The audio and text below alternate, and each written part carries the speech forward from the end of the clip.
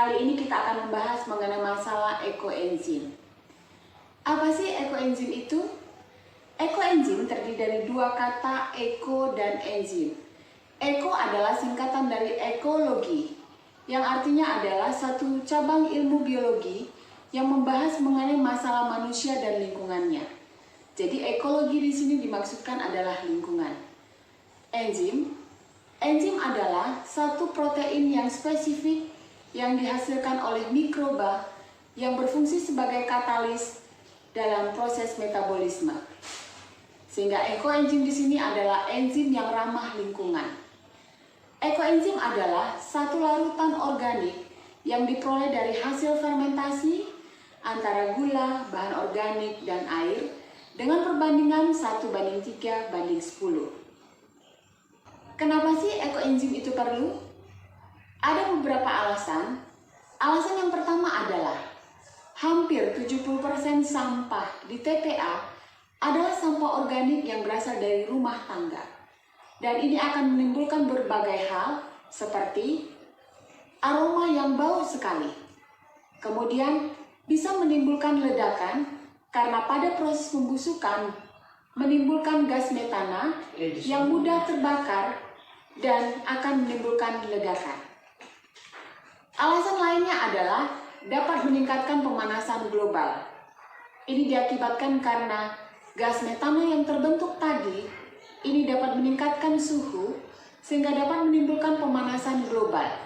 Dan ini sangat berbahaya, jauh lebih berbahaya dibandingkan CO2. Nah, dengan ekoenzim maka kita bisa mengurangi beban TPA dengan mengelola sampah menjadi sesuatu yang lebih berguna dan bermanfaat. Alasan yang kedua adalah hampir sebagian besar produk-produk yang kita gunakan di rumah tangga itu berasal dari produk kimia sintetis.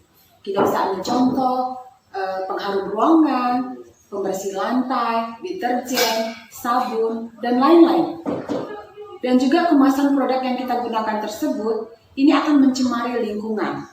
Karena penelitian menunjukkan hanya lebih kecil dari 9% kemasan produk yang kita gunakan tadi itu yang bisa diolah. Selebihnya tidak bisa. Nah, dengan ekoenzim tersebut dapat mengurangi produksi limbah kimia sintetis dan sampah plastik dari rumah tangga. Kenapa? Karena dengan ekoenzim beberapa kebutuhan rumah tangga itu bisa kita atasi dengan menggunakan ekoenzim. Mulai dari pembersih ruangan, penyemprot serangga, sabun, kita bisa gunakan dari produk ekoenzim. Sehingga kita bisa menghemat begitu banyak dana. Sehingga pengeluaran kita untuk kebutuhan rumah tangga tadi bisa kita tekan. Ini merupakan alternatif yang bisa kita pakai untuk menggantikan produk-produk rumah tangga yang kita gunakan. Sehingga produksi kimia sintetis dan sampah hasil produk yang kita gunakan itu bisa kita tekan. Siapa sih penemu ekoenzim? Penemu ekoenzim adalah Dr. Rusukan Phonpanphom, yaitu seorang ahli enzim yang berasal dari Thailand. Dia melakukan penelitian selama 30 tahun dan akhirnya dia menemukan formula 1:3:10 antara gula, bahan organik, dan air. Dan beliau mendapatkan penghargaan dari FAO PBB atas penemuannya tersebut. Dan beliau dibantu oleh Dr. Jun On yang berasal dari Malaysia yang ikut menyebarluaskan hasil penelitiannya tersebut. Apa aja sih yang dibutuhkan untuk membuat ekoenzim? Ada 3 bahan pokok yang kita perlukan. Yang pertama ada gula merah, ada bahan organik, dan ada air. Di mana masing-masing perbandingannya adalah gula 1 bagian, bahan organik 3 bagian, dan air 10 bagian. Nah, sekarang kita lihat satu-satu. Gula, di sini saya menggunakan gula merah tebu. Jadi nanti boleh gula aren, boleh gula Jawa, dan tidak disarankan untuk menggunakan gula putih karena gula putih tersebut diperoleh dari proses kimia. Kemudian ada bahan organik. Di sini saya menggunakan bahan organik kulit jambu merah. Kemudian di sini ada kulit jeruk. Jadi nanti di sini untuk bahan organik diupayakan untuk bahan yang lembut. Jadi tidak disarankan untuk bahan yang keras ya. Dan kemudian bahan organiknya adalah bahan organik yang segar. Sebenarnya boleh menggunakan sayuran ya, tapi saya di sini adanya kulit-kulit buah-buahan. Dan kemudian bahan organik tersebut tidak dianjurkan untuk bahan yang sudah terkena siraman minyak. Karena nanti proses minyak tersebut akan sulit difermentasi. Kemudian saya menggunakan air di sini. Jadi air itu adalah boleh air isi ulang, boleh air mineral. Tapi kalau air mineral kan nggak mahal ya. Jadi kalau seandainya mampu sih nggak masalah ya. Sini saya menggunakan air isi ulang. Boleh air hujan, tapi air hujan yang langsung kita tampung dan jatuh dari langit ya. Artinya air hujan yang jatuh melalui genteng itu tidak disarankan. Tapi kalau seandainya itu pun kita gunakan, maka air tersebut kita endapkan terlebih dahulu. Kemudian kita buang endapannya dan airnya kita gunakan. Nah, boleh air sumur juga boleh ya. Nah, kemudian untuk wadah, di sini saya menggunakan wadah ember.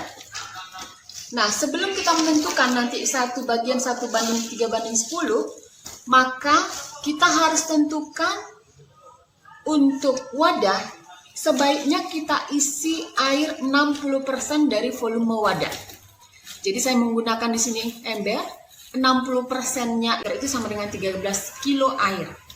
Nah, sehingga di sini saya menggunakan 13 liter air.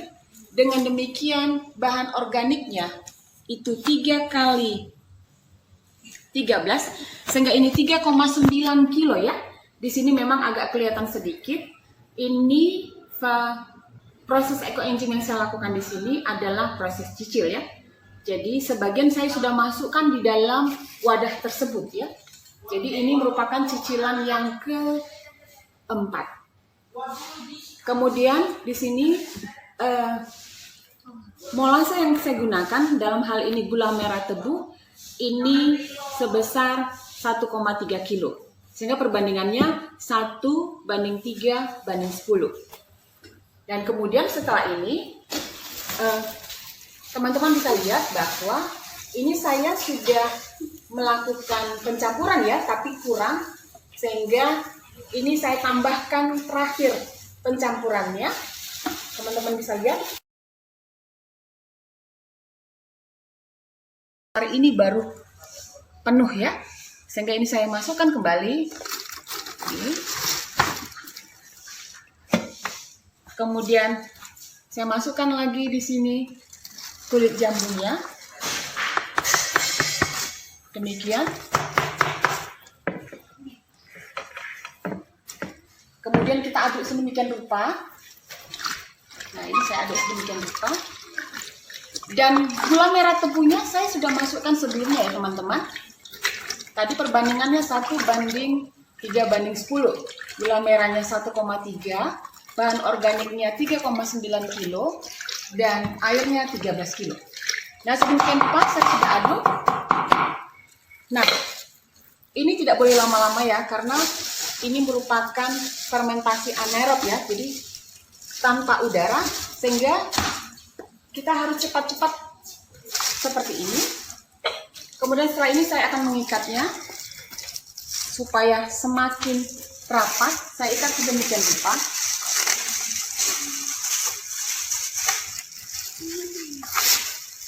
Ini saya akan ikat sedemikian rupa, sehingga nanti saya pastikan bahwa tidak ada udara yang masuk ke dalam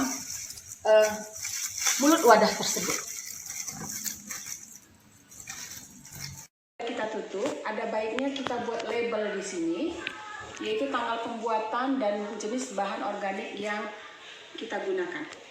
Di sini saya akan tempelkan, sehingga nanti 3 bulan ke depan saya akan mengetahui tanggal pastinya tanggal berapa.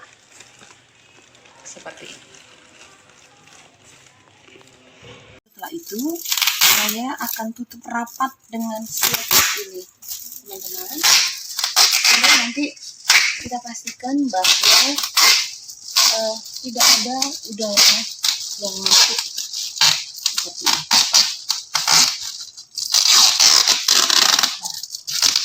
Ini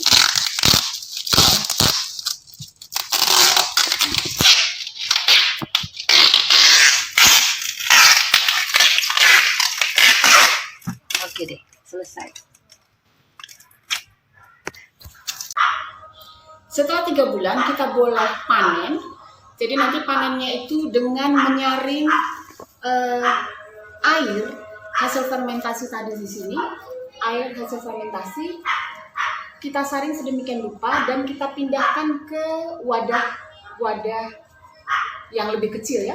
Jadi nanti wadahnya boleh di dalam ini seperti ini atau boleh seperti ini. Nah, teman-teman bisa lihat ini ekoenzim yang sudah saya hasilkan seperti ini. Kalau kita buka hasilnya, harum sekali, harum asam segar ya, asam segar, seperti ini.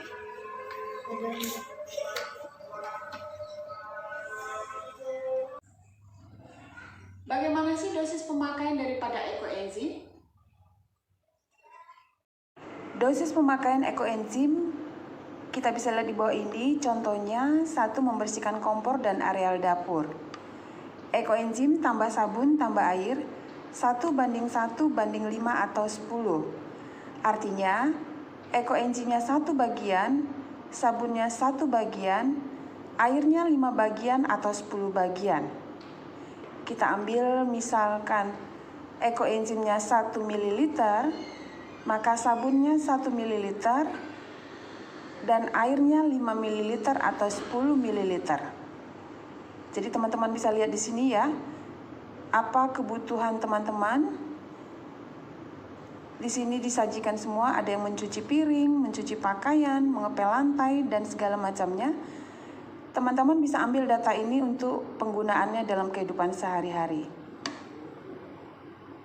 Bahan organik yang tidak dianjurkan adalah yang pertama, bahan organik yang mengandung lemak, contohnya alpukat, kemudian kelapa, durian, ini tidak dianjurkan karena proses fermentasi akan sulit mengikat lemak.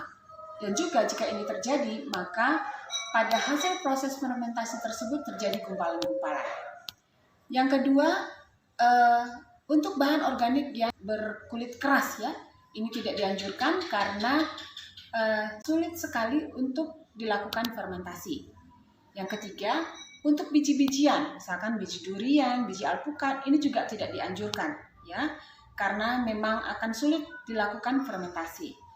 Kemudian berikutnya, bahan organik yang kering, contohnya kulit bawang atau kacang, kulit kacang, ini tidak dianjurkan karena bahan organik tersebut mengandung sedikit enzim.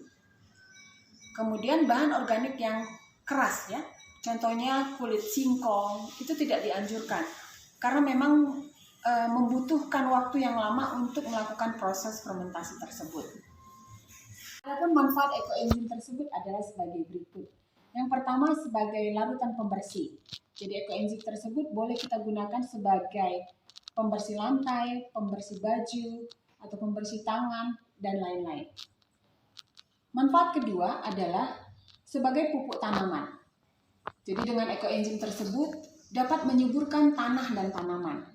Dan juga ekoenzim tersebut dapat meningkatkan kualitas dan rasa buah.